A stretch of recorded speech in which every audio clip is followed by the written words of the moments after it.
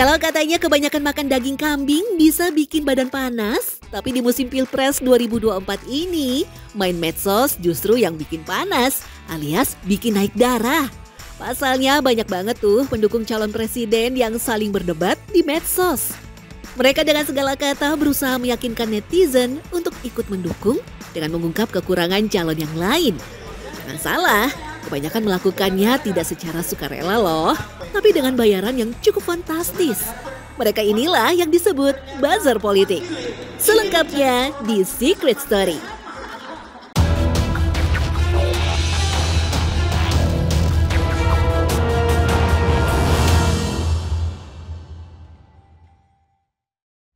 Bahwa saat ini kita di persimpangan jalan antara tetap menjadi negara hukum atau kita menjadi negara kekuasaan.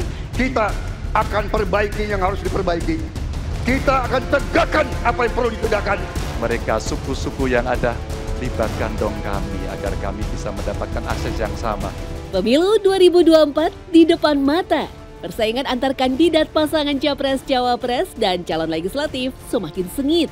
Kampanye pun semakin agresif. Di setiap sudut kota mudah ditemukan banner atau baliho sebagai salah satu bentuk kampanye yang memungkinkan untuk dilihat orang banyak. Tak hanya itu saja, di era digital, media sosial juga memiliki kekuatan tertentu untuk menggerakkan opini masyarakat. Karena itulah sejak beberapa pemilu, kita tentu mengenal istilah yang satu ini, buzzer politik.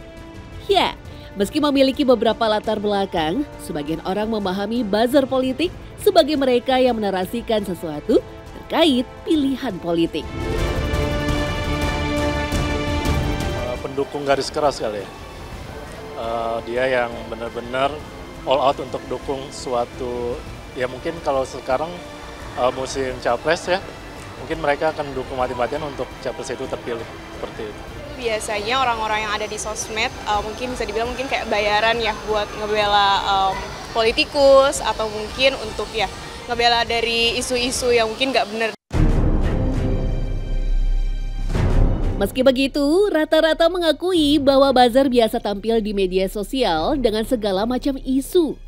Lantas, apakah memang buzzer adalah sekumpulan tim yang dibayar demi kepentingan mereka yang berkampanye? Atau memang mereka hanya pribadi-pribadi yang menyuarakan dukungan? Hari ini kami bertemu dengan Bari, begitu dia ingin disebut. Memiliki beberapa teman yang ahli dalam bidang teknologi informasi, Bari membentuk tim yang memang dibayar untuk menjadi buzzer politik. Ada beberapa teman yang jasa IT ya gitu ya. Salah satunya untuk mengkedepankan berita-berita tokoh politik atau tokoh masyarakat yang memang lagi mau berkontestasi gitu. Platform media sosial yang digunakan cukup beragam, mulai dari Facebook, TikTok, Twitter, atau Instagram.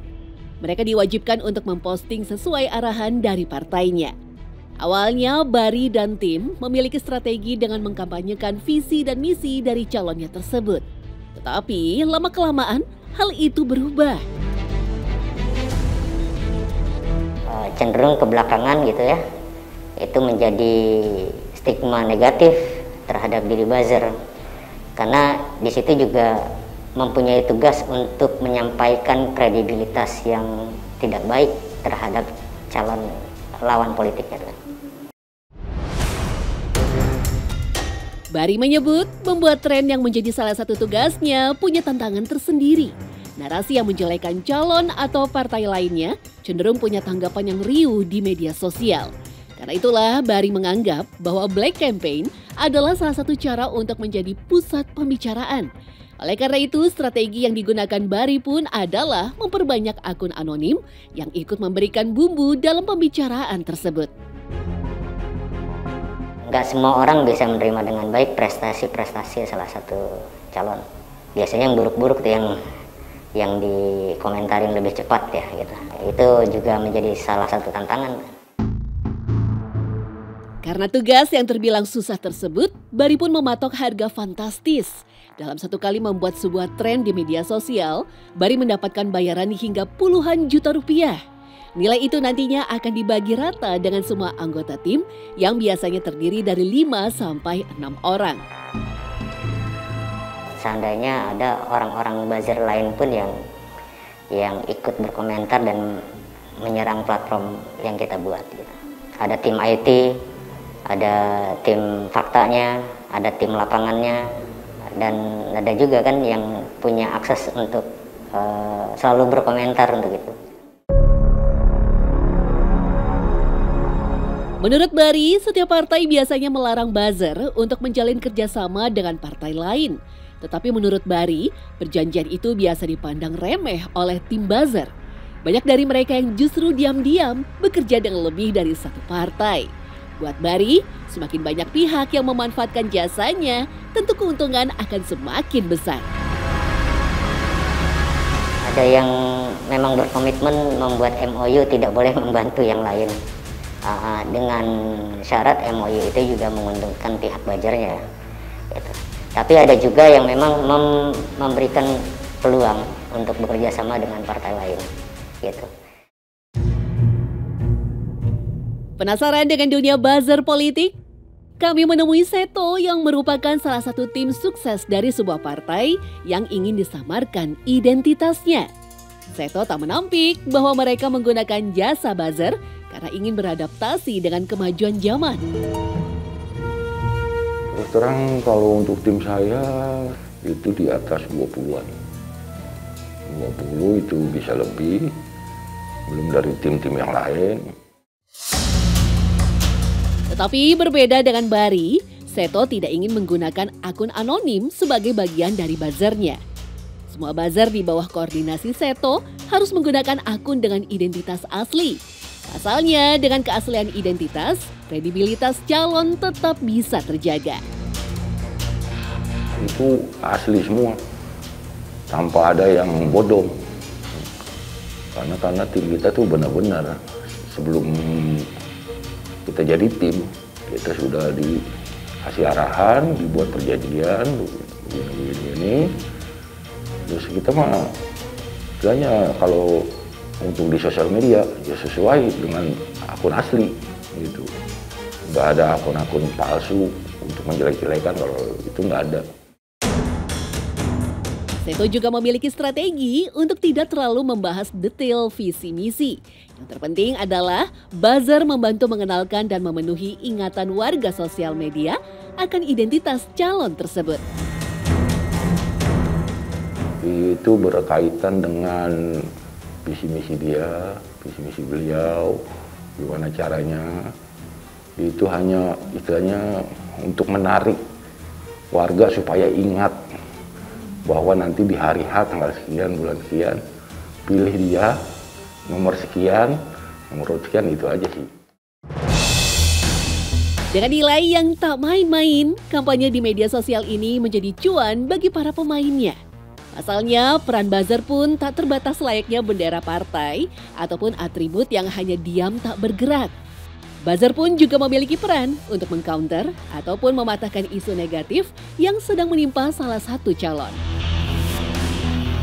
Mereka bukan hanya menyerang saja, tetapi mengcounter lawan-lawan politik yang setiap saat bisa menyerang kapanpun.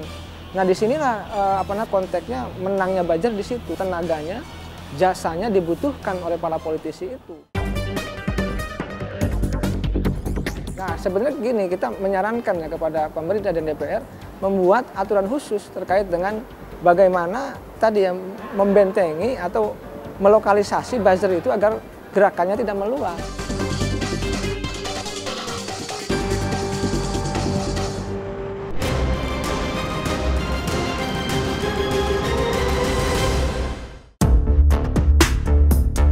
Pada akhirnya tak bisa dipungkiri dengan potensi keuntungan yang besar, buzzer politik akan punya kecenderungan untuk membela yang bayar.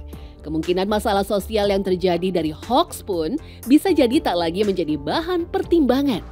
Buzzer politik dengan segala isu-isu negatif pun kini menjadi salah satu lingkaran permasalahan yang sulit untuk dihilangkan. Pasalnya, sampai saat ini tak ada regulasi yang jelas untuk mengatur sepak terjang buzzer politik.